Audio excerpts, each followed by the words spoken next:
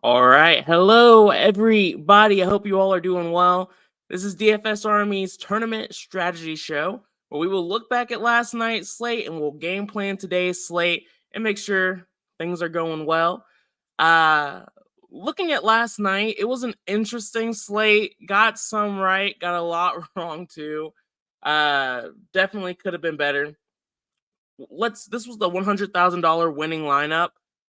One of the first things you'll notice here, no none of the Knicks value wasn't there. I'm blanking on the other team that we had value for last night. Was it the Jazz? No, I don't know. But the obvious value that a lot of us went to was not in this lineup. Donovan Mitchell was a leverage play for B-Dub. He was also a leverage play for me last night too. That worked out. Was not on Max Strus. Was not on Okoro. Kawhi Leonard, we had a 5% min on, but didn't really matter as much. Didn't have Mason Plumlee. Wasn't on Terrence Mann. Brandon Miller, we forced some exposure to last night. Jared Allen, I wasn't as high on. I know Brandon liked him though. So it was an interesting night where a lot of the Memphis value. I knew there was someone I was blanking on. Yeah, none of the Memphis value. No Gilliard, no Gigi. Yeah, crazy. But what's up, Win the Millie? Thomas, glad you guys are able to make it. But yeah, last night was just not the night for me. It happens, but still unfortunate. Today we have a nice 5-game slate. I know some people hate these small 5-gamers, but personally, I'm a big fan of them. It feels like the perfect amount of games for me. So starting off, we have the Pacers against the Celtics. I am hoping, praying, crossing everything that the Pacers will just be healthy tonight and play, but we'll see. As of right now, Tyrese Halliburton is expected to play. He's been out for a good amount of time, so that's pretty big news. Miles Turner is questionable. Benedict Mathurin is questionable. Jalen Smith is questionable. All three of those questionable tags do matter. If Halliburton plays, that does make it a little bit easier where we don't have to run towards whoever ends up starting instead of Turner. But I think ultimately if Turner and Jalen Smith get ruled out, even if Halliburton plays or doesn't play, we're probably going to want some exposure here to the backup that ends up playing here. If it's Isaiah, is Isaiah still here? No, he might have got traded. Yeah, no, Isaiah. So if it's Isaiah Jackson, I think he's in play. If it ends up being Jalen Smith, I think even at 4,800 without Turner, he would still be viable. Whatever they do here, the starter's in play. But ideally, everyone plays tonight, and I just don't have to play the Pacers. That's my preferred spot to be at. Zolo, what's up, man? Hope you're doing all right. So yeah, even if Halliburton plays, I expect him to have a relatively slow start. Matchup against the Celtics also isn't my favorite, but I don't expect him to see a ton of run tonight since he's been out for a good chunk of time. So Pacers are a team we might have to play, but hopefully we don't have to. For the Celtics, this is a team I like a bit more than I thought I was going to originally. But ultimately, this team is looking like they should be healthier. I know yesterday we had Porzingis and Kornet out. Today, with this being the back end of a back-to-back, I expect Al Horford to be out. But hopefully, Kornet and Porzingis are playing, so we don't really have to worry about it. But this is another just wait-and-see approach here. What's up, Scott? I hope you're doing all right. Corey, good to see you too. Basically, though, just given the matchup, this is a good spot for Jason Tatum and Jaylen Brown. Tatum's obviously the priority. He's the stud on this team. I'm thinking Jaylen Brown could and should be lower owned here, and he's looking like he could be a little bit more of a sneaky play in a good game environment and a decent matchup. Second highest total on the slate. Spread 7 points isn't my favorite, but it's close enough where I think it still makes sense. So we'll wait and see once ownership comes through on how much leverage we'll really be able to get here. I think Tatum might be hard to make a leverage play, but hopefully we can at least match the field. Brown is someone who I'm looking at who might be a little bit more realistic of a leverage play for me tonight, but we'll see. Next up, we have my favorite game on the slate, Lakers against the Hawks. highest game total, close spread at 5 points, good game environment that I am looking to target. Per usual, the issue with the Lakers is that they're questionable. They're always questionable. They played last night, so that makes a few things a little bit more up in the air. Looks like LeBron James plans to play, so at least we have some clarity there. But Anthony Davis is listed as TBD. Why this matters so much, he said, I believe yesterday, that he was going to be game time decision today, so hopefully they figure that out sooner rather than later. But if Anthony Davis plays at 9,600 in a good game environment and an incredible matchup, he is the best play on the slate. That simple. Playing AD, I'm not even going to second guess it. The issue is we just don't know if he's going to play. So if he doesn't, obviously that's a huge boost to LeBron. That's a really big boost to D'Angelo Russell. And we see other players get slightly more involved as well. But my main priorities would be LeBron James and D'Lo. Vanderbilt would see a boost. Rui Hachimura would be slightly more viable as well. Christian would be worth considering at 3,600. Honestly, I don't really want to go that route. I really just want to play AD. He's the guy I want to play tonight. But again, we'll have to wait and see what happens with the news there. D'Angelo Russell, y'all know. Y'all already know. You already know. It's Trae Young. It's the Hawks. I'm playing a guard against this team every time. It helps that this is a high total game. Great. But D'Angelo Russell was going to be on my radar really either way. So I am playing Russell. If AD is out, he will probably be close to a core play for me tonight. But we'll see. And then ultimately, again, my general philosophy when we have these high total games, I'm not trying to run away from players in this game. So whoever the optimizer gives me, I'm taking them, not trying to worry about it too much. Yeah, agreed. Zillow, Christian Wood and Rui, if AD is out, definitely see a nice boost. Trade deadline, D'Angelo Russell has been fantastic over the last few games. And it's just a good spot for him. Next up, I like the Hawks too, but they're a little bit less exciting. We do have injury news that could make them a little bit more enticing, but we'll wait and see. DeJounte Murray is listed as questionable. He's been in pretty solid form as of late, plays a lot of minutes, decent usage rate. If he misses this game, obviously Trae Young becomes much more of a priority. Bogdan Bogdanovic would also see a boost. Sadiq Bey would be slightly more viable, but still probably getting too cute at his price tag. DeAndre Hunter, he's been out for a while, so it's a little bit of a different situation where if he comes back, it really just hurts guys like Jalen Johnson and Bey and some of the other forwards on this team. They are just worse plays. So really important news we need to keep a close eye on. Murray getting out would make the slate a little bit more interesting and fun, but I think the Hawks in general are still viable, even if Murray plays. So just to recap, I like Trae Young. I want to have exposure to him. If DeJounte Murray is out, he's a priority for me. Jalen Johnson, I'm not playing him if Hunter plays today. But if Hunter ends up getting ruled out, Johnson's viable. Bogdanovic is a much better play if Murray is out. But even if Murray plays, he's fine, just given the good game environment. Capella is a solid play at 5,800. He's worth mentioning. Fine matchup against the Lakers. Good game environment. Price tag isn't egregious or anything like that. Not a guy I'm going to prioritize, though. Similar story with Okongwu. Both are fine showing up, but not focal points for me on this slate. You're not wrong, Zello. It would be a better matchup for Capella and just in general, their entire defense struggles when AD is out. But it would just make those plays, Capella and Okongwu, slightly more interesting. But just given the way they're splitting minutes right now, it'd be hard for me to get overly excited about one of them in particular. Daniel, what's up, man? Everyone who's more likely to be out, yeah, they're questionable and it's annoying. I wish we had some insight on that news already, but patience is a virtue, I guess. Maybe they say. We'll see.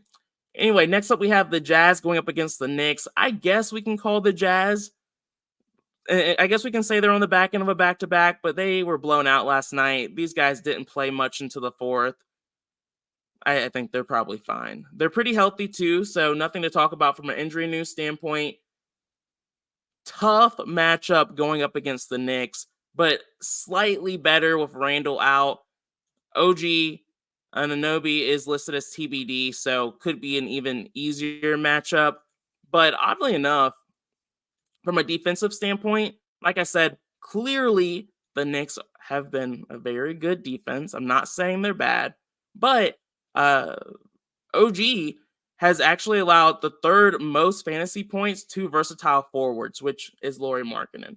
And so Lauri Markkanen at 8,100, going up against a team that has allowed a decent amount of points to forwards like him, I'm okay going right back to him, knowing he disappointed a lot of us last night.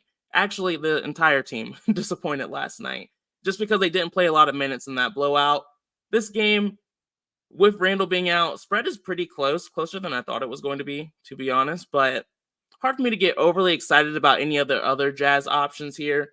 Sexton, Clarkson, Collins, they're fine, viable plays. If they show up naturally, I'm not going to X them out or anything like that. But they're not guys I'm going to try and tell the optimizer, hey, we need to play tonight. They're just guys who are just lineup fillers.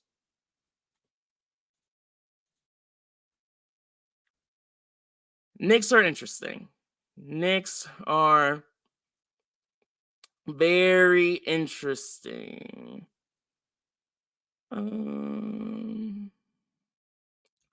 Let's see. Zolo said Dante DiVincenzo best play on the slate so far. He's definitely one of them. Definitely one of them. He gets a little bit better if OG ends up not playing, but still obviously very viable. Thomas, we can talk about that in the Discord. Daniel said, Zolo, you think Embiid sits again? What's your thoughts? Zolo, you gotta let the people know. Let's see. For the Knicks, I don't know anyone who's in their right mind who doesn't like them, to be honest. The Jazz are not a good defense. They're not a great team. I'm not concerned about the matchup at all. It's really, I think these guys are looking super chalky. DiVincenzo already has 65% ownership. Josh Hart, 40%. Quentin Grimes, 34%. You're playing the Knicks tonight. Obviously, we feel the best about Dante. I feel better about him if OG gets ruled out. If OG plays today, my excitement level on Hart and Dante goes down a little bit, but I'm still going to probably have him close to core plays worth. Thomas, I know you're sick of Grimes. I'm sick of him too. But at 3,600, I'm willing to go back to him here. I'm probably not going to have more than 70%, 60%, but just because he makes a lot work and we don't have a ton of value on this slate, I'm just gonna have to play him at this point. I'm not gonna overthink it too much. Even though he disappointed yesterday, that price tag, those minutes, I'm fine with it. Similar story with Precious, but Precious is a weird situation, kind of like Grimes, where they both just aren't seeing the usage rates where they really, not like Grimes, but Precious, his usage rate is really low, and he hasn't been involved enough offensively outside of that game against the Raptors where he can really pay off that price tag. We know the upside is there. It's just his usage rates have been too low. He hasn't been involved enough. He's been too low cardio. Precious at low ownership. If he starts again in a really soft matchup against the Jazz, I would be willing to take a shot on him, have some decent leverage, probably around 15%, but that's probably getting a little cute with it. It's just weird seeing a player who we know can have a high usage rate, but it's just not showing up right now. So I'm willing to take the shot, but he won't be a core play for me like he was yesterday just because of how uninvolved he has been. More so just going to be a leverage play for me if he actually does start. Right there with you, Zolo. I was optimistic he would be a little bit more involved, but he just was doing cardio. And then I don't know if I mentioned Brunson, but he's definitely someone I am planning on being significantly over the field on. Keep saying it, very soft matchup. So these Knicks are guys you want to play tonight. Pretty sure we touched on all of them. No one I'm really trying to fade there either. It's a good game environment. All right, next up we have the Raptors going up against the Bulls. For the Raptors, this is a team that I I'm kind of on the fence with. We have Emmanuel quickly listed as doubtful, Jakob Poeltl listed as questionable. If Jakob Poeltl ends up not playing, things could be a little bit more interesting, but I feel like everyone's priced decently here, so taking a wait and see approach there. Scotty Barnes is really the only guy on the Raptors I'm looking at forcing exposure to. Really want to make sure I'm close to at least field weight exposure. Bulls have struggled defensively against guards this season, and so definitely want to make sure I'm attacking with Scotty here. And then Jakob Poeltl, not really on my radar, even if he plays. It looks like Dennis Schroeder and Bruce Brown are projecting well. Looks like they're both going to be chalky. Bruce Brown hasn't been involved offensively the way I wish he would be. He hasn't been very aggressive from a scoring perspective. His minutes are there. Price tag isn't bad. So again, similar situation. If the optimizer's giving me a good bit of Schroeder and Brown, I'm okay being around field weight. Really don't want more than 40% of either guy though. But we'll have to wait and see on the pre-lock show to see how easy we can actually control that ownership. If you're interested in the pre-lock show, that happens at 5:30 p.m. 5:30 p.m. Eastern. Link in the description. Feel free to use promo code BOB if you want a 10% discount on that. Let's see. That's pretty much it. I'm really only making Scotty Barnes a focal point for me. The Bulls are interesting. A little bit of a revenge game for DeMar DeRozan here going up against the Raptors. Earlier on, I thought DeRozan was going to be the guy I was more excited to play, but it's really Vucevic who has a really nice matchup against this really bad front court for the Raptors, and Kobe White is another guy at 7,300 I'm also interested in. Unfortunately, it looks like everyone else agrees with me. Those are the two guys who are really popular on this team.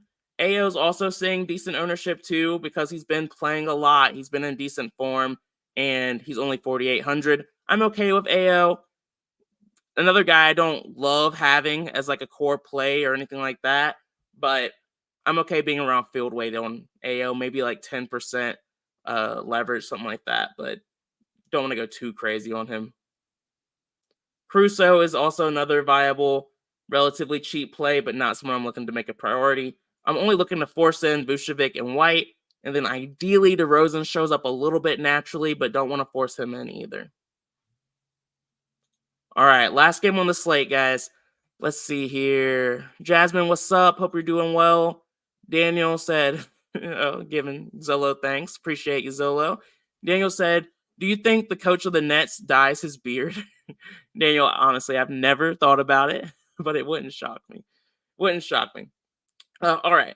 For the Sixers going up against the Warriors, the big news here is what really dictates a lot of this slate, but we might not get the news in time. Joel Embiid is listed as TBD, and Tyrese Maxey is listed as TBD. There's a lot of if-then statements going on in my head today for this slate. I might actually need to just write it out. But if Joel Embiid plays, he is viable at 12K. He's not going to be super chalky.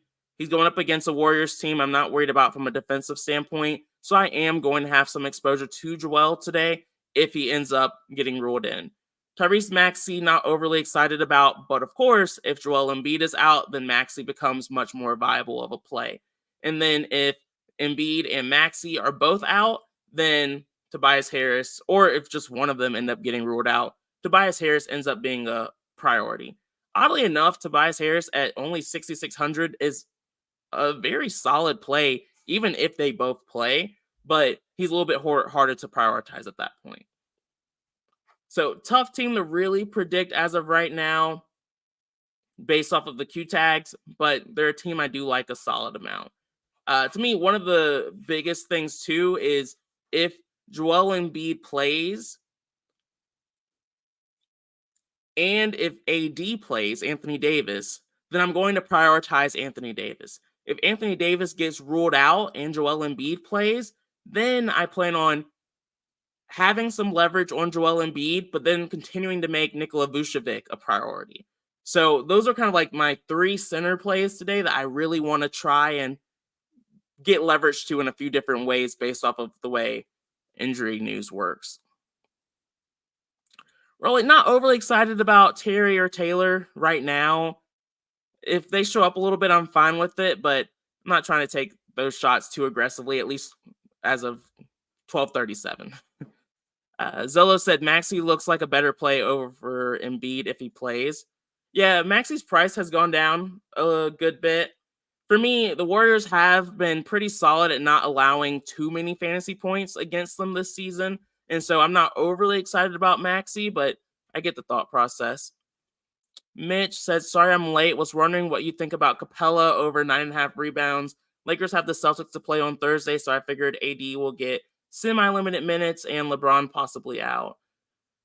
Ooh, that was a lot, Mitch. To be honest, I'm not a props guy. I don't look at props at all. One of these days I'll look into it and give it a little bit more consideration, but I don't have a lean there.